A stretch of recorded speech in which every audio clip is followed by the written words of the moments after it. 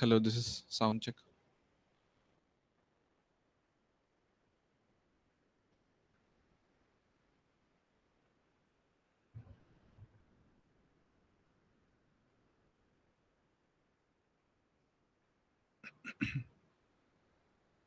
Hey Rohan, Hey, hi Arindam. how are you doing? I'm good. How are you? All good, all good. Excited about an interview on a Saturday evening? Definitely scared and excited. Why are you scared? It's my first PM interview, Hmm? so yeah, looking forward to it. No worries, no worries. Don't think of it as an interview. Think of it as a discussion. I think interviews Mhm, are a two-way thing, right? It's not mhm. just about just for your record, right? I'm recording this session, so hope that's not a Sure. problem. No, not an Okay, issue. great, great. Yeah. So what I was saying was, so typically interview is like a give and take process. Just like you are looking for a job opportunity, your employer is also looking to find the best match there they can Hmm. at the permitted budget range in terms of CTC, in terms of culture fit, in terms of number of years of experience they're looking for. So a lot of factors are coming in there. So it's just an exploration session, especially the first ones, right? If there is a first level of discussion going on with the HR or maybe someone directly from the product team, because they would just like to talk to you and check the Hmm. team fit or the culture fit first, most of the companies. Hmm. And then typically they will go ahead with technical questions and technical rounds, so the discussions will go on like that. So for the first interview, just clear your mind. I think the basic things you need to do is just read about the company a bit, read about the role a bit, maybe try and talk to Hmm. people who are already in the company doing something related to that. Just try and get as much knowledge as you can, but at the same time, don't be panicky about it. It's okay if you did not do it.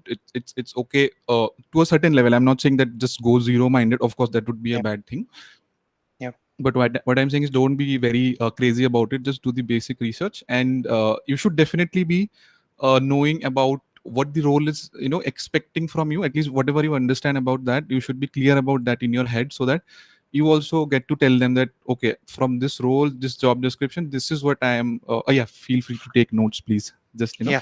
Yeah. so just tell them this is what I understand. These the is that correct? How do I grow in this role? How do you see me in the next 3 years if I join this Mm, role?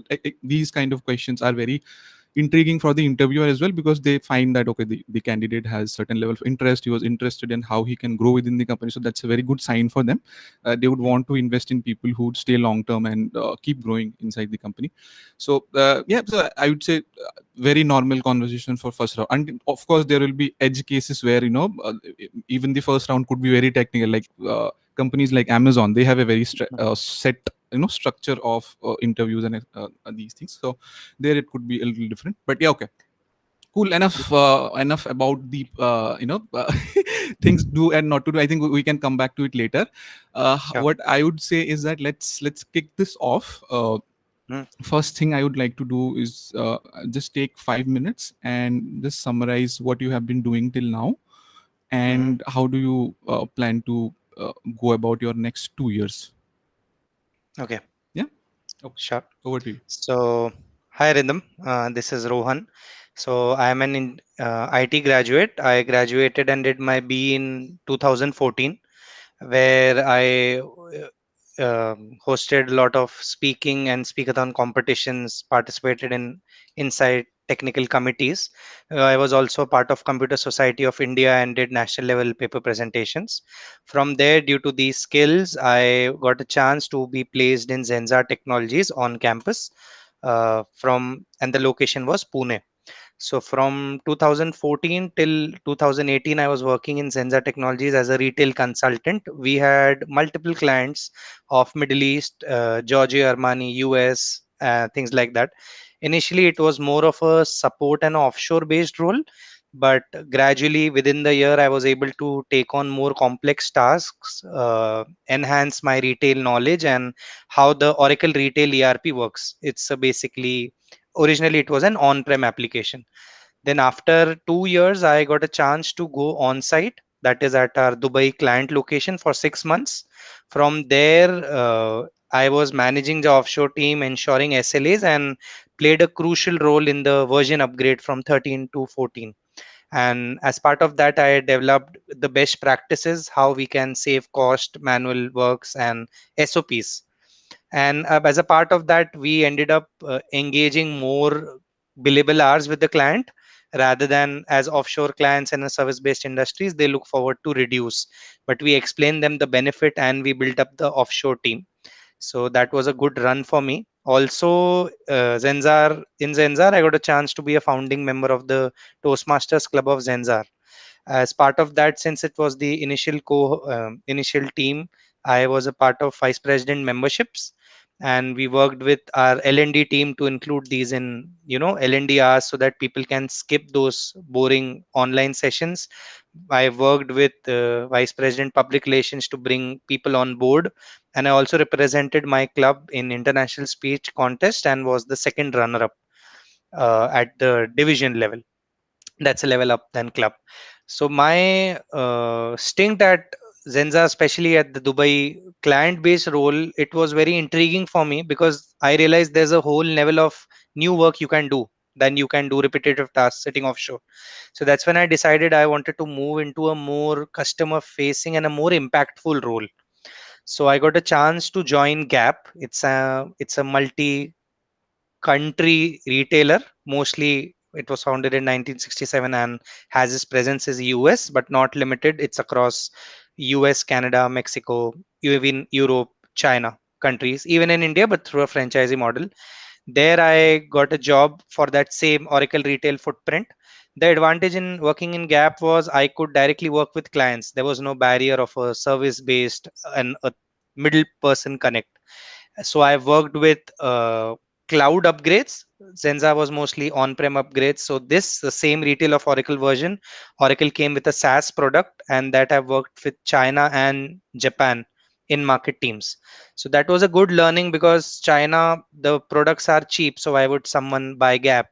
And Japan, there were restriction that the store surface areas are quite small. So your everyday allocations, your products that reach the store, those need to be crucial.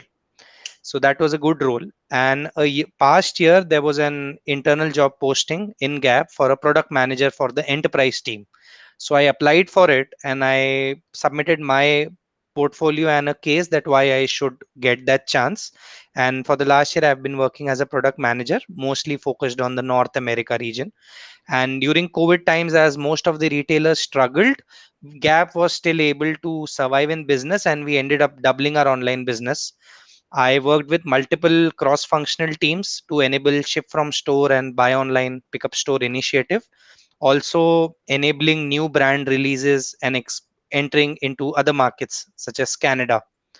So it has been a good learning. I guess my Toastmaster skills and multiple growing the club and speech events helped in where I am, because mostly of when we set up our PDM team, the leading PDMs were in US, and working on multiple initiatives such as enabling TikTok sales in China along with the SaaS product, because China, it's we manage a online sales by a third party. So that was a good learning. How do you work with a person and a team whose first language is not English? How do you tell them in a very basic level? How do you create design documents understandable by them, get approval and budget by stakeholders, and enable these new channels? So yeah, that has been my journey so far. So good. Okay, sounds good. So just to continue that thought, how do you see yourself in the Yeah. next 2 years? I think Mm. in terms of the same career path or different career paths, what is your thought process behind it? Yeah. So, recent transition into product management has been very interesting for me, coming from an service-based company and a person with minimal impact. Now I've realized that when you actually sit and impact people with your product, it's quite helpful and you can provide more valuable inputs. And I think my skills will do justice to that. So, in the next 2 to 3 years, my current product is still a B2B SaaS-based product, so the users of the application are limited to the people raising purchase orders, managing sales and inventory. I am looking for a role where I can create a bigger impact. Learn more from the existing PM leaders, what the best practices they follow, not just in cost reduction, but to enable customer experience. For example, we used to have a backend upload thing, but we work with Oracle. We give them suggestions. Gap is a very big company, so they came up with user uploads. So we don't need to change VAT and all via backend. Now we have given the control to the user. Mhm. So I'm more interested in adding value to the user and how my product can not just solve business problems but enhance the user experience. Great. Yep. Sounds logical. So what is your idea about B2B versus B2C, if you think about, because what you have told me is you have worked Mm, on platform level products mhm, which are majorly B2B. I think of course there is a customer, but it's not at mhm, a scaled economy level is what I mhm. would say. So when you think about B2C, what do you think are some of the aspects that would be different in a B2C sort of space, or basically Mhm. what's your idea about it? B2C, frankly speaking, geography plays a very big role, because no matter where your reach is, no matter what your demographic is, it can reach.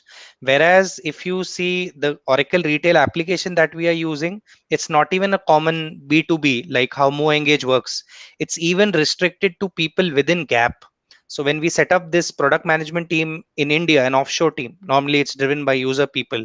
It was very difficult to justify our role and importance, but over the time we have been able to convince Oracle. Like, we have multiple brands: Mhm. Gap, Banana Republic, Athleta. So Oracle only catered to a single brand sales till now, but the influence we have with Oracle, we came up with a solution of a universal basket. You can add multiple brands. Along with that, it comes difficult when you justify the total cost of operation, because we are a expenditure, not an income revenue based, even for a Right. B2B. So it comes the uploads that we enabled. Just an example, to quote, in China, we were shipping our product to a third party franchisee, and we realized that people ship those allocations and the user manually goes in. So we Mm. studied the Oracle product and there was an auto receiving feature. So we did a POC and enabled it. So now every week around 7.5 man hours are reduced, because that user doesn't need to go into the application and do the manual receiving. So this was following exploring the product and doing POC. So Mhm. for me, even in a minimized B2B role where I justify and see the major differences, we are not getting revenue from our users. The only value add we can do is increase the convenience, save man hours, increase the efficiency and the data comparison within systems. The revenue, inventory, the sales are matching, how quick it is, developing SOPs, developing business practices. Like I told you an example of ship from store. Our system was inventory and revenue, but it touched all the other applications from the Right. website end. So that is where I think B2B is a very different role rather than a B2C application where you can have on your phone and the reach is uh, Massive. massive. Yeah. Yeah. Plus, I think the amount of variability you will see in terms of user behavior, that's massive. So it's Yeah. just from my Yeah. personal experience, I think I have launched products at scale, and I was like definitely sure that this product is not going to work. But I was really surprised to see the numbers, like Yeah. number of clicks people do, people who are just tinkering around their mobile apps nowadays. It's massive. So even a very low value proposition product would also gain good traction, and the Mm, different insights that you get out of your target cohort, that's really valuable. So I would see that these small products are actually a clickbait for bigger products and bigger markets. People just keep going into the deep spiral of one particular mhm. product or ecosystem. That's a very good way to go about it. Okay, True. all right. So tell me a little bit more about your current product management aspect of the role. So what exactly do you do? How do you collaborate? What is your primary deliverable versus what are those things where you act as an enabler? Yep. So recently, we enabled new e-commerce channel for China. As you might be aware, recently there was a lot of backlash, and brands such as Nike and H&M suffered due to the Mhm. distinguished. So now, even in the US, Gap is kind of considering to work with Facebook Market and even Amazon. Ideally, Amazon is something we wouldn't do. We got rid of our AWS servers also. But exploring these comes with a cost, that where do you want to place your product. Initially, Gap did not sell via Instagram because Gap was a established product, and if you say a product is available on Instagram, a person can assume the product a very new or a niche. So we got the input from market survey that the total market available is quite huge. So the request came to us. We worked with our leadership team that the goal, we have to double our online growth, we have to go through those channels. So we enabled our Instagram sales, and now you can buy these brands directly through Instagram in US. Also for China, even though some portals are not very recognized, but high selling, such as JD.com, TikTok, Momo, even small channels in not just China, but the Gap China footprint includes Hong Kong, Taiwan. So we got input from them. We worked with third parties. We set up processes. I worked as an mediator between the engineering team and the in-market team to set up the user journey. When we say we are going to sell by a channel, will we own the data? How will the sale come to us? What would be the language transmission, the taxation laws, working with legal teams, who will own if there is loss of product? So all these things were developed. We started with a base MVP for just one brand without any complications of shipping cost or discounts. It worked well, and the major success was the recent China event 11/11. That is a singles day. So considering this as a example, we then explored into other markets using the same, and now we are exploring the same thing in Japan. So that model helped us. So Japan tax laws are very different, their language conversions. When you come to Europe, due to European Union, their data storage laws are different. So as a product manager, I need to be aware of all these things. I work with the in market teams who bring these propositions, collaborate with the engineering teams what solution needs. A US based real time sales might not be an effective solution for a new sales channel in Japan or China where the volume is low. So why should I waste my IO and resources in that?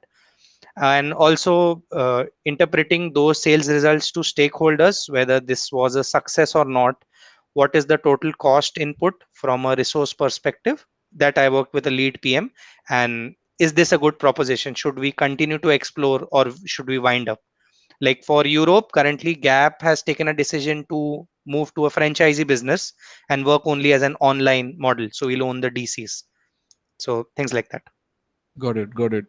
If we talk about the product roadmap or in the direction in which, so what I understand is, so there's a bigger product which is sort of the ERP platform, or Mhm. and the second one are these propositions, that different type of smaller features or smaller uh, business experiments that you guys do, and eventually keep adding up, and the Mm. platform also grows bigger. If there is something that can be used across different regions, then you adapt it to the bigger platform, and you will sell it as a new service, something like that, right? So in this, how much were you involved? Were you creating roadmaps, or were you involved in prioritization, or just walk me through that part if Yeah. possible.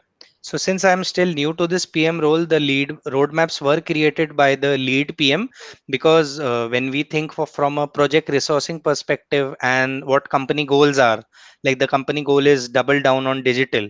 So we know China and Japan, these international markets are important, but still US is the greater than 80% sales driver. So these roadmaps are created. I have worked on submitting the project scope, submitting an estimate that how many days, resources, and legal mitigations issues we might run into. And based on the review with stakeholders, we get a confirmation. So once a project is a go, what would be the what in companies goals, when we say we are looking for a double digit growth, how can I do my part in the China market, no matter how small? When you look at the bigger picture, how will it work through? Because I am having currently the knowledge of how things work. Okay, We so just let me mm, stop you there for a second. So if we go a little bit deeper, and mm. just take one example. Okay, you did for this China thing, you did one thing. Now just walk me through the process of how you deconstructed the problem, or what is your process of getting this job done for Yeah. yourself. So the first step is we understood how is the as is process works. So we realized we don't get any sales. We developed the current business model. So we just do give them 100,000 units a month. They leave our warehouse, and all the adjustments are done out of the system. The third vendor confirms how it works. So we developed, when we say we want to have real time sales, or enable these for sales into our footprint, I noted down what are the ideal processes we need to get sales real time. What is the quality of the sales? What should be the data contracts? Taking help of a couple of translators, because some of these vendors were purely Chinese and Mandarin based. Using that, we created the acceptable data format. What are the data points we should send them and the APIs we should expose? Like before committing a customer the product, they should know we have that stock available. Will it be a file based thing or will it be a real time? For some of the markets, the volume was low, so we took a decision to do a file based once a time. At the end, working with these results, working with the warehouse team, that when a shipment goes out of the warehouse to the customer, what are the touch points in the application that should be touched? Less on the customer updation because it was happened by a third party, but more in our systems. We should give a store reservation message, the inventory should be updated, sales. I basically built a reconciliation system that tracked if a product is leaving the warehouse from a third party warehouse, I should also get a sale real time so that my inventory is updated and I don't false commit, leading to a bad NPS or a customer experience. Right. Eventually, we submit these use cases and customer journeys to our US corporate team. From them, we get an approval, because still in China we are allowing for some scenarios to do a cash on delivery. So as per the Gap policy, if a product is leaving a Gap warehouse and it's not paid for, who will own the liability? So we also set up that process, at which point if the product is lost or damaged, who will own it, whether it will be Gap, the warehouse, or the vendor. And at the end, prioritization, what efforts are needed. Like pricing is something we did not need real time because the system price was $100, but the third party was doing even a double dip and selling it at $40. So we prioritized item description, item size, and item availability in our first channel. And eventually in the next sprints we worked on adding more details. Do we have a Gap discount? Can the person enable their Gap loyalty points in that? So I've worked with prioritization and user acceptance criteria for these stories, because I played a dual role as a QA person also, because the project was small rather than building a new team of multiple scenarios. Got it. Okay, cool. Just I adding one more point, that as a PM, like the thing I learned from my PM is not giving the customer what they want, but more than what they need. So we had realized, since the online ship from store businesses started, the stores ended up less inventory. So they kept requesting us, can we see the warehouse inventory? We need to raise transfer requests. So we got an estimate from the engineering team, but we followed the 5 why approach, that why do you need them? So they say it's leading to a bad experience. Then why a bad experience? Because customer is coming into the store but not getting the product. Why is the product not there? Because the warehouse did not ship. Eventually, if we would have built them a report, all this 100 stores would have requested products from warehouse and it would have created a mess. What we realized, that our allocation engine that allocates 5 shirts every day to this store, that was working wrong. Why was that working wrong? Because there was a mismatch in the system inventory and the physical inventory, ah because the stock counts were delayed due to COVID. So your right. system was still showing 5, but physically you had 0. So we reached out the store team, did a section based upon a government approval stock counts, so that they could have a real inventory. The allocation engine worked fine, and the users didn't need a report. Because why should a store user see a warehouse report? You are Right. supposed to sell. So Right. that's one of the example that I learned, what is needed versus what a customer, for us they were a customer, Mhm. internal customer, what they want. Right. Great. Okay. Sounds good. So, in terms of sprint involvement, were you Hmm. also involved in like Scrum meetings or Yeah. story point estimates? So, tell me about that as well. Yeah. So according to the team size and availability, having few contractors on board, story point of 20 per week was decided, keeping a 20% buffer enough so that we could achieve our deliverable in a 6-month timeline. So we also had a Scrum Master involved, which helped to design and build up the sprints and also pull up the burn up chart where we are leading, where we are lagging. And I worked as an intermediary, working with in-market team. Like for them, prioritization, they just needed online warehouse delivery. So all the stories which touch point the warehouse system and the website. In the couple of next sprints, we worked on enabling store shipping, enabling buying online and picking up in stores. So working with the Scrum Master to give my inputs on prioritization, working less with the UI UX team because it was not a UI based application, not a B2C, Mm-hmm. but also working with the team if there was any blockers because the Scrum Master was based in US. So getting access, getting some inputs, some data dumps from the in-market team, working my relations so that I could get a quick response around time because I've been working with the China team for a long time. And coming from an engineering background, I was able to really gauge when that estimate should be a valid size 3 story or not. Not cross Have you have you questioning. have you done coding ever? Yeah, I in my previous stint as in Zenzar, I had built basic shell scripts. I'm familiar with SQL, and the version upgrade include comparing database objects, running shell script batches, scheduling jobs, production support, things like that. So one of the moment, not cross questioning the integrity, but the data engineer or a DBA said it might take 2 3 days, and I was the engineer didn't know that I had access. I went into the error file C shares, but I'm like, it's just Okay, a he may be not expecting. yeah. So Yeah, this happened in Gap because my profile was purely functional from a mhm. technical support. Right. So I didn't bring it up in a public mail chain that was going on, but I kindly nudged the person, and it helped to build a good relation. Now the person knows that I can't say 2 working days because Rohan will go into the log file, pull up the report. So Right. engineering thing helped, but I try to be cautious not to give my input. I'm tempted, I'm trying to control that temptation not to suggest a solution because now I'm on the other side, I'm not sitting on the build side. So Right. that Right. is Right. something I'm still working on. Yeah. Okay. Just to, I think, build upon that. So engineering is one major part of a Mhm. PM's life. I think working with designers is also a very important factor. Yeah. So do you have any idea of how in a product development process a product manager has to interact with a designer? Do you have any background about that?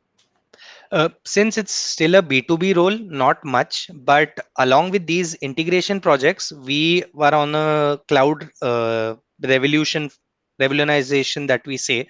So there are a lot of legacy applications that still Gap use. Those are black screens and still work with tab. So we kind of decided ADF is a better solution because our SaaS product is also an ADF.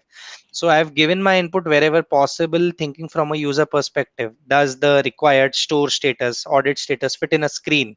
And if you are building those same screens across applications like sales or inventories, does the user has a omni channel present? It shouldn't happen the China UI looks different. When I'm using a China UI, my database should be the same, but the drop down should only include China related stores. uh, is the UI scalable? How much strength the ADF team has on the ADF upgrades? What is our resource point? And the basic user assumptions like how should the minimize go through the next screen instead of how should the next tab open? What are the best practices? Font size, visibility, default filter values that should come in if a user is looking at a error stores. You should default with today's business date. Those are the only things I need from a UI perspective. Okay, got it. Fair enough. All right. So, hope you had a chance to go through the company profile and the product brief that I had shared. So, Yep. just give me a little bit of walkthrough on what you understood about the product and the industry as such. Yep.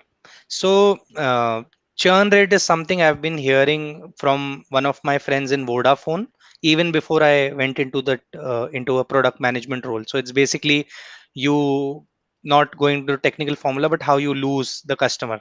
So now with so many startups coming in and technology becoming so easy, even no code applications, you always have a substitute.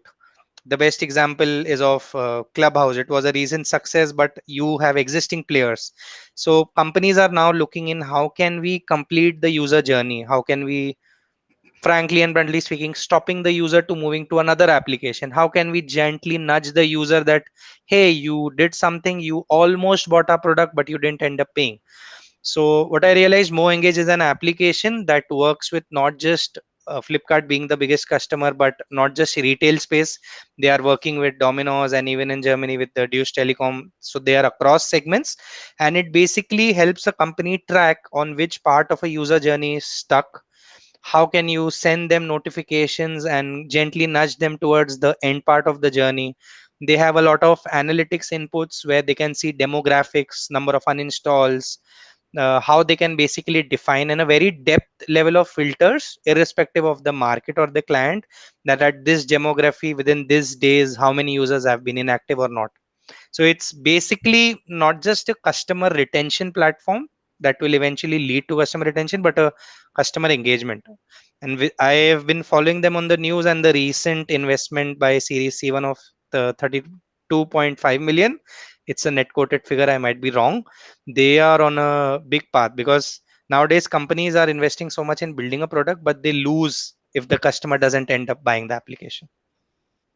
Right, right, totally makes sense. uh, as you said, like this is one platform where we can also reach out to the customers and figure out what went wrong, or Mm, maybe is there something I can do so that you come back.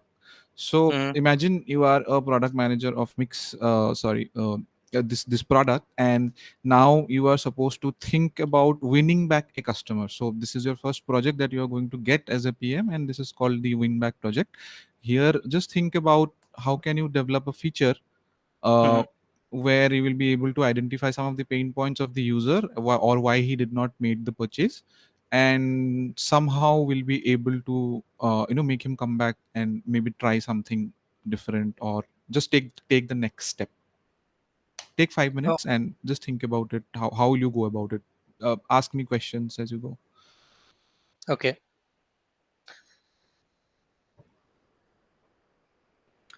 So your point is to identify or build a feature that basically the customer left and did not end doing the task on a client platform such as Flipkart, let's say. Yep. Correct? Yep. Okay. So when you say the customer did not do the task, it's what task? Like, is it the end part of the journey of a purchase, or just logging in the application, or there are many stages, just adding to the cart, or even buying a gift card per se? Like, can you define what the task is in this situation? Yeah, so when you think about products, you can actually basically divide the user journey in a number of loops. So the first loop is, for example, the acquisition loop, how the customer enters the funnel and just becomes the Mm, enters the just top of the funnel. And so second loop would be the engagement loop, where you just interact with the customer and make him go through some of the things that you want to show off, or basically you're trying to convert him as a user. mm, And if the user is interacting back, okay, your engagement cycle is now complete. Now the mm, next part would be the most important part from a business perspective, which would be a monetization cycle. mm, How are you able to convert that user so that you derive some value out of it? And the fourth part would be the retention loop, where you think about, okay, can I further monetize this customer to increase the lifetime value of it? mm. Okay, so your problem statement would lie somewhere around the monetization loop and the retention loop. But again, not too much into retention loop, because we're assuming that the customer did not go through the monetization loop. Yeah, correct. Okay. So somewhere on the level one of, let's say, registration or email sign up, or beyond that into the engagement, working number, clicking on products, adding. But beyond that, the customer is stuck, and our goal is that customer should move on to the next step of basically monetization and eventually retention. Correct? Yeah. Yep. Okay. So as more engaged, how will I help a customer such as Flipkart? Yep. Correct. We are not working on an RCA solution. Why people are not No. buy? Okay, got it. Okay. Just one observation that I have been through an Mo Engage demo and how it works. Mo Engage covers a lot of perspectives, like how many users didn't log in, number of uninstalls. But I might have missed, but I assume I was not able to see at what level in the user journey the customer drops off. I guess that feature Mo Engage doesn't has as of now. Like you can add metrics, but not very detailed. Customer added a cart, close the screen. Customer click proceed to buy. Mhm. So I guess Mo Engage is currently doing a great job identifying the last login and how many uninstalls, or at how many times customer is using the application. But we can work with Flipkart to gather more data points of course considering the legal and trust obligations at a more detailed level. So basically mapping the user Flipkart customer's user journey into MoEngage, so that we can know directly at which stage the customer drops out. Right now we have data points, but they are on a very high level. We need to deep down in a more vertical level.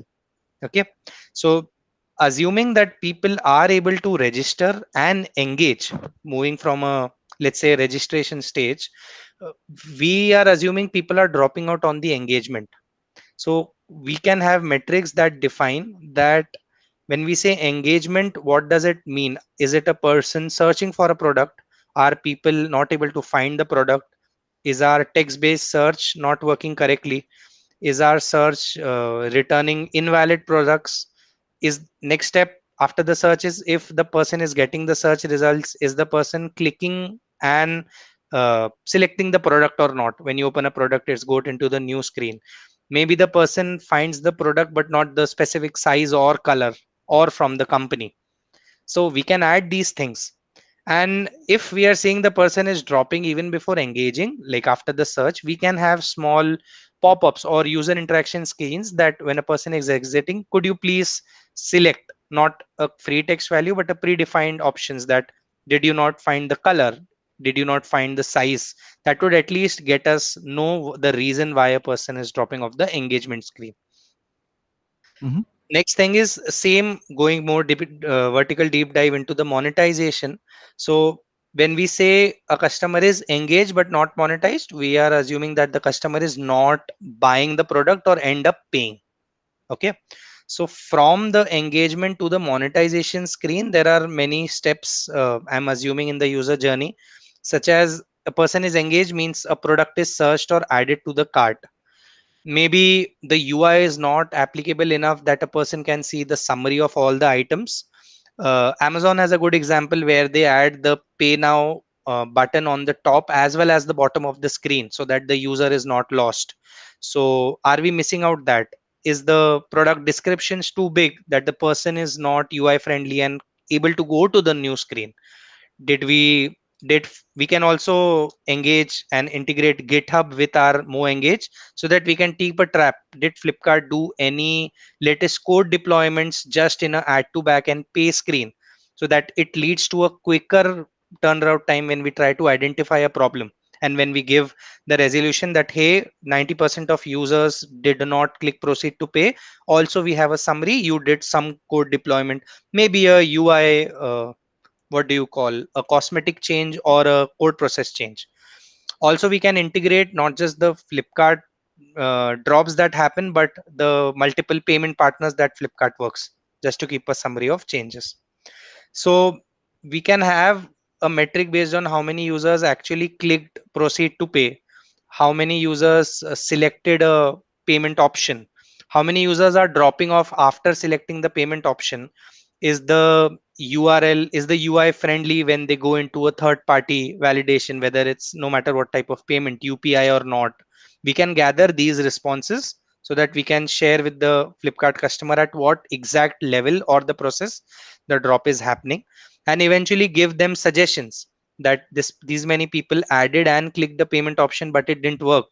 Sometimes there are issues of wait time, people don't get OTPs, so people just get frustrated and close the screen even if Flipkart is not at the point to be blamed. So we can capture all these points, and eventually how many people ended up completing the payment and not doing a cancel of the order after some time, or even raising a return, because your monetization journey would finish if the person buys a product and eventually not cancel an order even before it is delivered.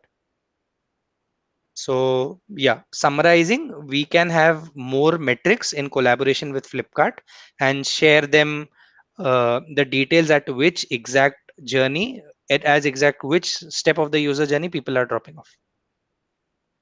Mhm. Okay. Yeah. Just, I think little bit more in terms of now.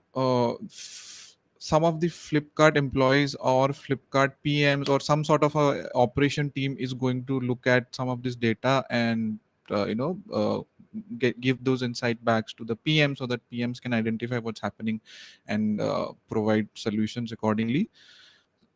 Now I want you to think about how will you develop such a feature for more engage. So for example, now your user is this operations guy sitting in Flipkart team. Mm, You have this data, how will you enable him to close this loop? So you walked me through the user problems, and you walked me through how Flipkart should analyze the data and maybe work upon it. Just walk me through how will you instrument it for them, so that I can check on the system level thinking or solutioning of a product sense. okay. So the Flipkart operational guy has this data, and as Mo engage, how can we help that person to basically end the user journey and continue the user journey? Just take a step back and think, how are you going to make that data available for that Flipkart guy? And just imagine it's not Flipkart, you might have Mm, thousands of other brands, so it's a mm, product in itself, so it cannot be customized to a Flipkart guy or any other. It's a basically product operations product that you are building for e-commerce industries or whoever is using Mo Engage, right? So mm, think about how are you going to standardize these outputs for them. So as you said, I'll provide data. How will you make sure that okay, data is common for everyone, or there is an interface, someone can come and plot graphs and get insights, download those, export those as CSVs. Are you getting what I'm trying to say? yeah. So your point is, irrespective of the client, now you have these user steps with Mo engage. How will you provide insights and solutions to the client company so that they can complete their journey? No. I want you to think in terms of, you are a PM for Mo Engage, right? So you're building this Correct. feature for Mo Engage. Correct. Flipkart or these things are your these are the users that are going to use your product, and they will Mm, also have an interface, right? I want you correct. to think about that interface, how that Yeah. could look like. How would a Flipkart employee come and see and able to gather all those things that you told me about? Is there a Mm, button that will say, mm, find drop off rates or show me drop off of the past 7 days? How is he going to interact with the system? Because you are going to be mm. building that. You are a PM for that. Got it. Got it. Got it. So I have this data. How will I enable this data and insights in a UI to the end client using? Okay, the in client a knows I ui have. in a ui Yeah. it can be a email trigger, it can be anything. Mm, You mm, basically mm, have mm. to make that thing available in a product experience so that Got it's it. standard Got it. for everyone. Okay. So first thing is alerts, right? If I agree with the client, no matter an e-com or a telecom company, that I am having my uh, daily active users or my churn rate, let's say less than an X number on an X percentage, Mo Engage shouldn't wait for a person to log into the UI. We can directly send an alert that, hey, uh, the company or the person, that we have seen a drop based on a daily active users or people not engaging on a particular metric such as buying the product. One thing can be alerts based on the thresholds agreed by the client. Okay. Next thing is some insights that you can provide is, you have all these data points, right? But the person is interested to know uh, not just these basic metrics what users are, but what is the feedback that we collect. For example, at which stop the user dropped, or we can collect the reviews that we get based on the product bought and on the Play Store, and share that, okay, we can collaborate, these are the user reviews that we got into the last 7 weeks. We can have data points whether this was a product based, UI based, payment option, and we have the points at which journey did the user drop off. So we can collaborate these and give suggestions to the people. Out of the, let's say, n number of n percentage of users dropped, we suspect these are the reasons. When we intersect your user feedbacks with the journey points that we have collected, so we can give them suggestions. Okay. Mhm. How will you go about designing some of these suggestions? So for example, I can be a e-commerce company that's using Mo Mm, Engage. I can be a mm, telecom company, so there of course there could not be there will mm. not be standardized templates. So how would Yeah. you think about solutioning that piece? So for just what would be that recommendation, that and how will you recommend that? What is your basis of those recommendations? Yeah. So there are some generic steps, irrespective of the industry we work for, that would be engaging the customer, you know, in the journey of buying a product, and we can allow these companies to create their custom flex fields, that I want to add an XYZ metrics that would be mapped to the data points we are collected. Okay, so we can divide this into buckets. That is it a pre-monetize, during the payment, or post payment, some feedback. And these user reviews that we will gather, as MoEngage is a leader in an AI based technology, using text based recognition, they can not 100% but an efficiency of 80 to 90% detect if a person is writing, I found a problem during payment while adding. So using these keywords, because we built a similar chatbot for our Gap application to improve the returns in COVID times, we can use these feedbacks submitted on the website or Play Store and map these keywords to the user journey points. That okay, when someone says payment, these are the metric which fall under payments, and these are the users left. So we can combine them using that keywords, which will be mutually agreed between MoEngage and the client, and come up with a solution that we can see. In the past, 60% of the users, when we combine this feedback and the metric, dropped off at the prepayment stage, something like that. Okay, yeah, makes sense. Mhm. Okay, so one is alert, second is suggestion. um, I'm not sure if it's a viable solution, but we can also study the industry market. When we say we have a client in telecom and we know the location as Germany, our AI engine can input maybe free from text or data points that we have from public APIs. What is the customer base of some other telecom other than our client? So we can come up with suggestion that hey, we read the news. Of course, all this work would be done by AI. It's still an high level design. That we can see, using public APIs and data, we see a 10% increase in some other telecom partner due to this feature. And we can, it's a generalized solution that you as a client do not have that. So this would be not a reactive but a proactive based solution, not from a customer journey standpoint, from a complete umbrella. So Okay. basically doing competitive market analysis and coming up with suggestions. Okay, Mhm. what else? Yeah, I guess I can come up with these three, like alerts, suggestions, feedback, and enabling more information about our top competitors. Okay, imagine you just have 1 week and a limited set of resources for implementing these three ideas. Hmm. But unfortunately, those resources will only be able to deliver one of them. How do you go Hmm. about choosing one? Okay, so I guess rather than alerts, a very specific and a manual thing, and competitors, which is a very generic thing, I will choose the suggestions option, because it has one thing that both of them do not have, is the user feedback integration that we are doing with our engine. So we are actually hearing to the voice of users on the website, and yeah, this feature I will go through, because your user might, it's a very low chance that a user might give a wrong feedback or a suggestion. Your alerts can always be wrong if you are getting wrong data, your sales are not updated, and your public APIs and the competitor news that we are feeding in might be wrong. So suggestions is the thing that I would build first. Okay, all right, makes sense. Okay, I think that would be it for my side for at least this round. Mhm. It's a good point to close. I think we have covered most of what I wanted to, more or less. The structure was a bit out of place, but I think that's okay because most of the conversation was free flowing. That's Mhm. a good thing. Yep. All right. Do you have any questions for me as an interviewer of this interview round? Sure. I just have two questions.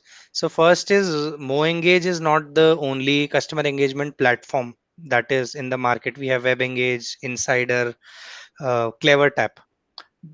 So I have studied MoEngage, but what is a feature that you think that serves as a USP uh, that clients go to MoEngage? Mhm. I think I would just take a step back and maybe give a bird's eye view of how we think about this. Features would be a very small piece of the entire Mhm. puzzle. So whenever we want to talk about market dominance or achieving monopoly sort of powers, then you'll have to get up by a level and figure out Yeah. how things are moving across market. What are the trends? Are there any geopolitical factors? Are there any moats that we can build over a Mhm. 10 years time frame? Because it's not just a short game from a short time game for us. So how we would differentiate us is to thoroughly invest in our existing client base so that they become our evangelists, and we have organic growth, because at the end we are a B2B product, and in B2B word of mouth plays very big role, right? Mhm. Mhm. And one recommendation can just get us a multi-million dollar deal, just based on the past experience a smaller client might have had with us. So that's one thing we invest in, and we think that we are quite unique in that we have built Mhm. relationships with some of the major brands in India and across the world. So I think in the future we will keep continuing building on that mode. At the same time, we are now focusing into features, and we are now focusing into a mindset where we are thinking about our clients. Just like you said, we will do personalized research for each of the domains and provide case studies and best practices for Mhm. all of them. I think that is also going to work out for us, because as I said, relationships are most important while thinking about B2B. So we are investing in that as well. So that was rightly captured by you. I would say Yep. these are two things that we are trying to push, and are going all in. So let's see how it goes. Yep. What Well else? said. And just second question, like, what are some of the few frustrations or blockers that you have faced with existing PMs in this role as a lead PM that you would hope for can be reduced or kept to a minimum? Yeah, it's totally related to the point we just discussed. We are catering to so many partners from different domains, and what would I say, sizes. So the Mm. dealing with these type of customers itself is a very big challenge, because day by day that number is growing, that variance is growing. And when I have to think about in a platform level, lot of the feature sets might not even cross overlap or not overlap between two major companies. Then I have to think about how can I build something that's not only just for one client, but it's scalable. That is why I was also asking how can I go about scaling my platform, because at the Mhm. end of the day I want everyone to use everything, not just one Yeah. client or two clients. Until unless I'm in a service based business, then I'll customize Yeah. everything for them. But when I'm thinking about Yeah. platform or product, I should always think about scale. So that is one problem I'm facing right now, because there are different sort of users that are coming into the system. Most of them are again being startups. They have some very pinpointed KPIs or deliverables when they come to us. So sometimes it becomes really difficult for me to standardize requirements. So I would Hmm. say that's the biggest blocker for me right now. Eventually, when we have more and more clients and we standardize across domains and type of products, this problem will go away. Will go away. Yeah. True.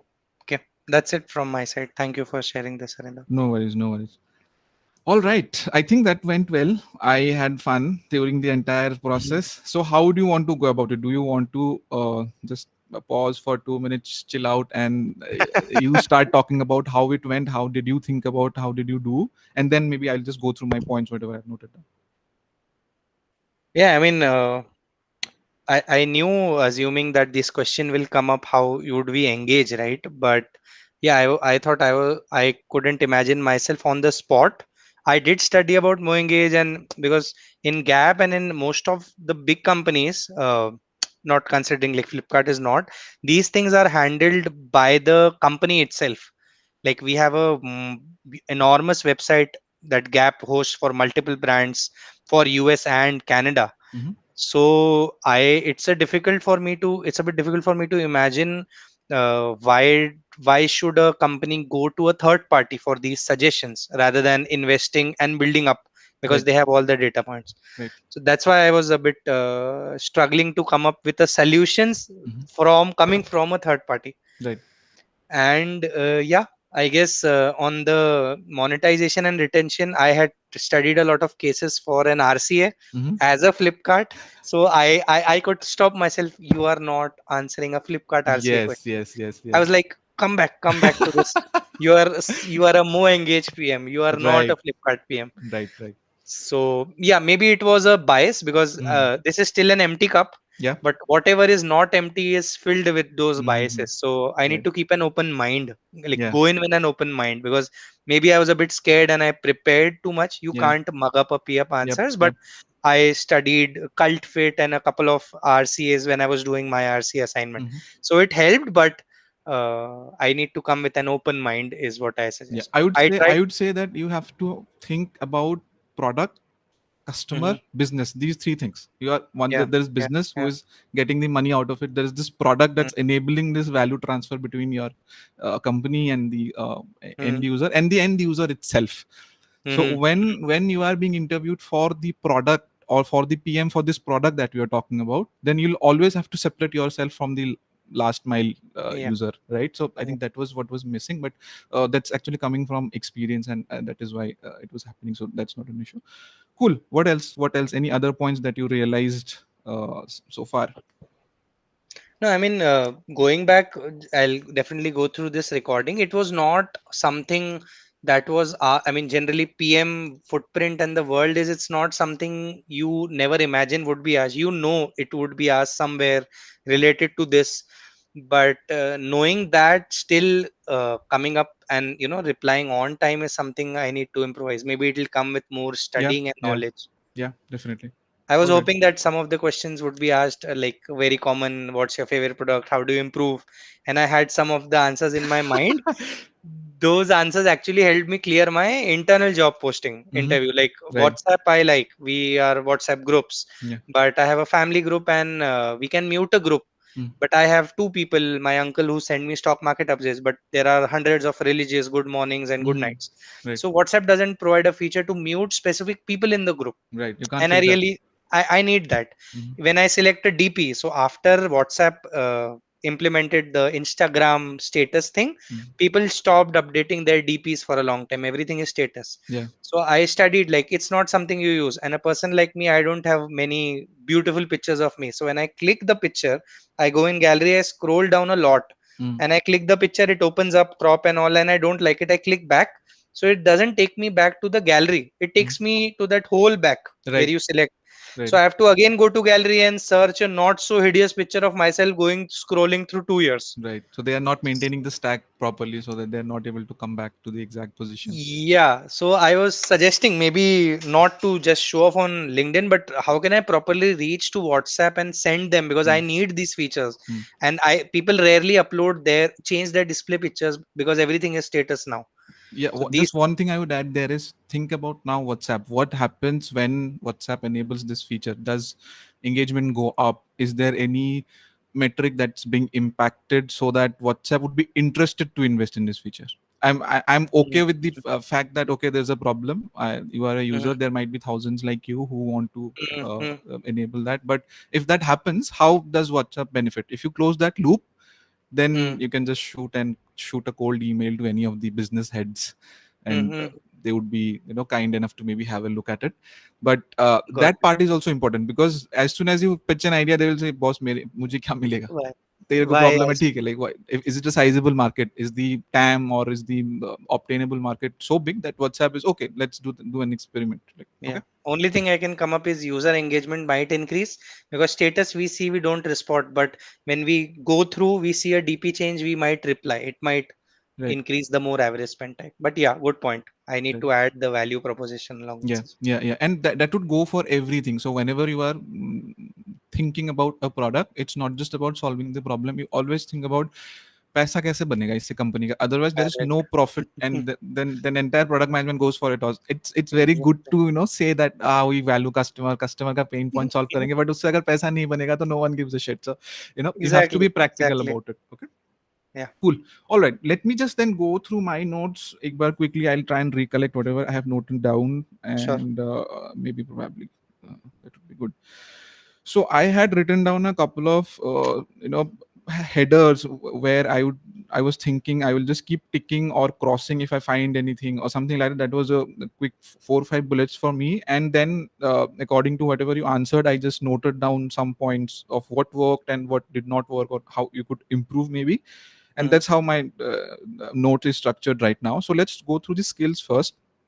My initial reading on you was you were nervous a bit, so that's why I just tried to mellow you down and Yeah. make you feel comfortable. So that's normal. So even if it happens, it's okay. Interviewer also understands that, you know, there's a pressure on the kid.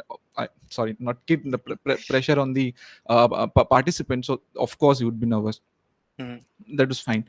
Second one, I think communication skills, great. No worries, nothing to do there. You have already highlighted that your Toastmasters experience was, I think, quite relevant in the development of this skill. So that's good. Third thing for me was problem level thinking. Do you spend more time with the problem or not? Or you directly jump into solutions? I would say 50-50 right now. You could do more on the problem space, because what I have observed throughout the last hour is just whenever I'm throwing a problem at you, you are just thinking about solution, thinking about ideas. Okay, how can I do it? How can I? But I would suggest spend more time with the problem. Sometimes Correct. you will figure out that is it even a problem, and then you will say, you'll come back with questions ki "Tu karna hi kyun hai?" Right? Because so that level, that back thinking and questioning yourself is really important, because before jumping into the solution, because once you pinpoint the problem, or the root cause, as we said, then your solutions could be really, really different, or your approach to that solution would change. So it's important that you find out that root cause and spend enough time with the problem so that you find the root cause. Okay, and this has nothing to do with any traits, but it's just a, you know, practice we have been doing since our childhood. Every time we see an examination question paper, we are just supposed to answer it in 60 minutes, and we are go through, okay, 1 2 3 4. So that's a conditioning we have all have been through, and it will just Fight or take, flight response. yeah. So it will take some time to, you know, be relaxed about a problem, separate yourself from everything and observe the problem. Why is this happening? क्यों हो रहा है? क्यों हो रहा है? मतलब business वाला angle क्या है? Customer वाला angle क्या है? Is there an experience problem? Is there a technical problem? Let me identify the problem first. Then I'll go into solutions. Once I have a bunch of solutions, I will just prioritize. Okay, out of these, this seems to be more important, and that's how I'll run my experiments. That's how a PM thinks and should think, at least. So when you say a problem, it's not just an issue we face, but even a solution that you mentioned. How will you help the operational guy? So that's also a problem. I should have asked that, okay, why should I help, or what is needed from him, rather than jumping what I will give like that. Right. So in fact, that Yeah. question had two dimensions. One was the end user is dropping out. That's a problem. Second one is Flipkart's problem as a company of identifying why the users are going. How can I do about it? So there are two things, and there was a certain mix going on. आप इधर से उधर shift कर रहे थे दोनों categories में, तो थोड़ा सा वहाँ पे confusion था, and that was just because of the first thing that we discussed when we started the feedback. That will go away धीरे धीरे. So let's come back to the time spent वाला piece. So problem solving पे थोड़ा सा आप और focus करो. Okay. जैसे ही आपको मिलता है question, think about it for 2 minutes. Just don't say anything. Just tell the interviewer, I will just take 2 minutes to structure my thoughts, and start taking scripting down whatever you want to. Maybe whatever is coming up, आप बस लिखो उसको, and जैसे ही आपका half minute हो जाएगा, then just try and connect the dots, figure out how you're going to articulate, and then speak. And meanwhile, जब वो आप dots लिख रहे हो, you keep asking questions. अच्छा ये क्यों है, ये क्यों है, ये क्यों है. Now I'm done with questions. I'll now just articulate, and I'll just tell you how I'm going to approach this problem. आप क्या कर रहे थे? आपने प्रॉब्लम लिया, आपने सोल्यूशन दो तीन वो करे, प्रपोज करे, then you were a bit getting lost in where do I need to take this discussion, how do I approach the next level. So if you follow this structure, then it will be a quite structured way of doing it. A lot of the elements were already there. You started with, you did spend some time in the problem, but again solution आपने बहुत जल्दी कर लिया, फिर उसके बाद आप deviate हो गए, then you came back on track, you gave the summary. That was good. That was a good way to say that, okay, now I am done, let me know what I need to do. You can spend some more time in defining the user persona that you are defining the product for. So for example, ये जो Flipkart के employee के बारे में हमने बात की, that was your user for your problem. So you'll have to spend little more time on that user persona as well. क्या पता वो जो store का manager है, जो भी है ये बंदा, उसको मान लो उसके पास कोई डिजिटल इंटरफेस है ही नहीं, उसको SMS या ईमेल ही आ सकता है, उस केस में क्या करूंगा मैं, right? So just because you didn't mention user persona, now I know कि मुझे ये बोलना था, असाइनमेंट में पढ़ा हूँ, बनाया हाँ हूँ, हाँ, बट आई कुडंट कनेक्ट कि ये बोलना है. Right, you are saying operational user something like that. हाँ, make right, sense. Yeah. Right. तो जो भी आपका प्रोडक्ट यूज कर रहा है उसके बारे में सोचना आपको बहुत इंपॉर्टेंट है. वो क्या करता है, उसका क्या मोटिवेशन है. वो प्रोडक्ट, वो रिपोर्ट तो देखेगा, बट उसका काम है आगे प्रोडक्ट मैनेजर को मे बी फॉरवर्ड करना. तो उसका काम मैं कैसे आसान करूँ, right. So you need to think some regarding the persona. Other thing I noted was scaling. तो जैसे आप फ्लिपकार्ट के केस में काफी घुस गए थे. Like you are always focusing on Flipkart. You could have just imagine a different example from a different industry and think about क्या क्या चीजें डिफरेंट होगी उसके केस में. एक टेलीकॉम और एक ई कॉमर्स कैसे वैरी करता है, उनके लिए क्या क्या चीजें डिफरेंट हो सकती हैं. और अगर मैं इस प्रोडक्ट को सबके लिए स्केल करना चाहूंगा, if I want to scale it for a lot of them, how would I take care of this differences. Just like I answered when you asked me what is the biggest problem you are facing, I am facing this scaling problem because there is so much variation. तो मैं scale नहीं कर पा रहा हूँ. मुझे एक के लिए कुछ और बनाना पड़ा है कि अब अगर मैं स्केलिंग के बारे में सोचूंगा तो मुझे ऐसी चीजें चाहिए जो सबके लिए एप्लीकेबल हो, एंड मैं वही पिक करूंगा. तो you have to think in terms of scaling. जब भी आप बिगर प्रोडक्ट, एटलीस्ट B2B के टर्म्स में, सॉरी B2C में, तो स्केलिंग के बारे में बहुत ही ज्यादा सोचना चाहिए. Because you always think of cohorts. आप एक यूजर के बारे में टिपिकली नहीं सोचोगे. Out of 1 billion people you will not be able to think about one या. पर्टिकुलर. सो आप कोहॉर्ट्स बनाओगे, एंड जितने different different cohort, distant cohorts बनाओगे, उतना आपका प्रोडक्ट मल्टीपल यूज केसेस को केटर करने में सफल रहेगा. सो Got it. that's one part. Scaling you need to think about. uh, Multiple times you connected the problems or the solutions with your previous experience. Like I did X in Gap, and that's how I'm bringing that point here. I had done some coding, so that's why I am active in proposing solutions. That's great. That's a good thing. Lot of things you are already doing in this profile which are transferable skills. Like business analyst का काम किया आपने, market analyze किया है आपने, opportunity sizing की है, you have done QA, you have good idea about how APIs work or data exchange happen, right? So you are focused on execution, on tactics. So these things are okay. uh, During prioritization, again, you'll have to take help of a couple of frameworks here, because whenever someone asks you how would you choose between options, it's not just that you tell I will go with option 2. You also Mm. say why do you go with option 2. Okay. Okay, while casual चीजों के लिए this is fine, that you can come up with any logic or reasoning behind why are you going with that option. But in PM, since there are already existing prioritization frameworks, maybe you just pick any one of them, whatever you like, whatever you are most comfortable with, and always use that while prioritizing between features or any decisions that you are trying to make. So her Okay. decision making के लिए आपको framework मिल जाएगा. You just have to know one or two of everything, maybe just at, Yeah. at the beginning, and apply some of those and practice those, so that basically whatever we are doing in our assignments, the same exercise you need to do with a Yeah. couple of more frameworks. Okay. You added a couple of delight features. You said that okay, we will be proactive about market research and we will come up with recommendations specific to their industry. That was a good touch. So if you are going in that direction in every problem solving, then you should definitely pick up Kano model for prioritization, because Kano model Mm. focuses on delights, Correct. performance, must haves. So maybe you can just club Kano model and delight feature strength of yours, and you use that framework for answering all kind of prioritization problems. Okay. All right, what else?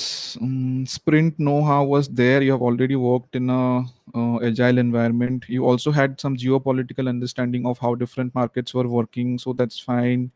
You have gone through POC or MVP approach already, where boil down bring up smaller problem statements and go after that before scaling.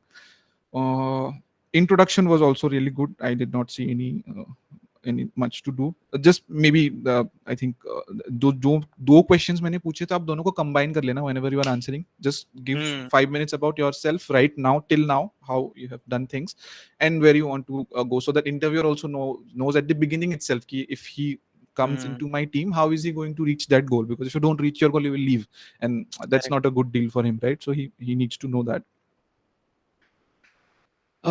You also mentioned a couple of frameworks. 5 whys के बारे में आपने mention किया था. That's good.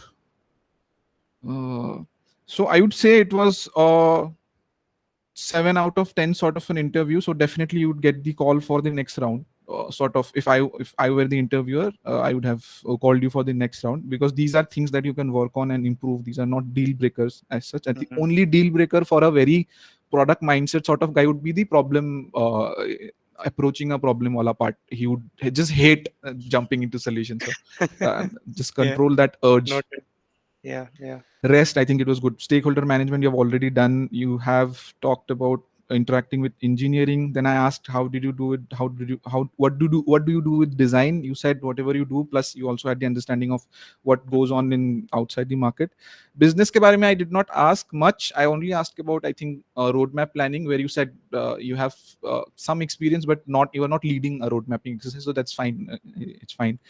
But I would say that, roadmap ke bare mein kya hota hai, what is the roadmap, why businesses need roadmap, how do you approach road mapping. Road mapping is basically a bigger prioritization task. Prioritization तो daily sprint level पे हो गया या फिर छोटे level पे हो गया. Mhm. Roadmap जब आप बात करोगे तो you think about 2 years, 3 years, 10 years, and then basically it's a prioritization only. Correct. So just have that view, because once you go up the ladder of PM, you will need more roadmap mindset. You will always have to break down problem into smaller problems where you can deliver one piece at a time and build upon it. ऐसा नहीं होना चाहिए कि जो आपने basic fundamental जो product release किया हुआ है उसके ऊपर कुछ बना नहीं सकते. Everything has to go parallel, और everything has to, Mhm.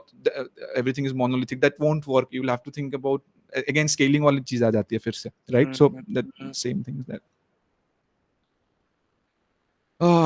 Case understanding was good enough. I think you were really prepped. You did a lot of preparation, you have said yourself. So that was not an issue. That's all. That's more or less everything I had written down.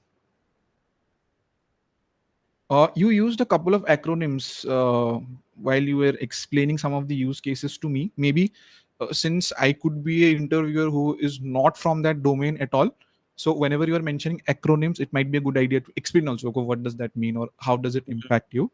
And one more point I wrote down was, when giving examples, right? Suppose in a particular question you had done 10 things related to that question that was asked, but only pick one or two. Don't go like 3 4. मैंने सब बता Mhm. दिया, मैंने जितना करा था, because interviewer will get confused first thing, and he will not be able to focus कि आपने एक problem statement के related क्या काम किया था. So what was that you did, what was you did that solved that problem number 1 or problem number 2. Beyond that, I'm not even Yeah. interested. Yeah. Okay, so just cut down on the number of use cases and go deep. इस use case में problem ये था, this was the situation, this is what I did, because of what I did, this happened, and this was the final impact. That's the approach, and you close case 1. And if you're more interested, or the interviewer is more interested, then tell him case 2 as well. But Mhm. this is how you complete one case and move ahead. Okay, so that Okay. your kahani is coherent. That's all, Rohan. I think these are all the notes I made, and that's all I'm able to recollect right now. I think video देख लेंगे तो शायद और भी 2-3 points आपको Yeah. बाद में मिल जाएंगे. So that's good. I had a good time. I hope you had too. Hmm. Thanks for spending this time with me, and I'll see you. It was really nice. Thank you for your time, Ariddam. No worries. I'll I will go through get the. detailed feedback later. आप थोड़ा calm हो जाओ. Just think about it.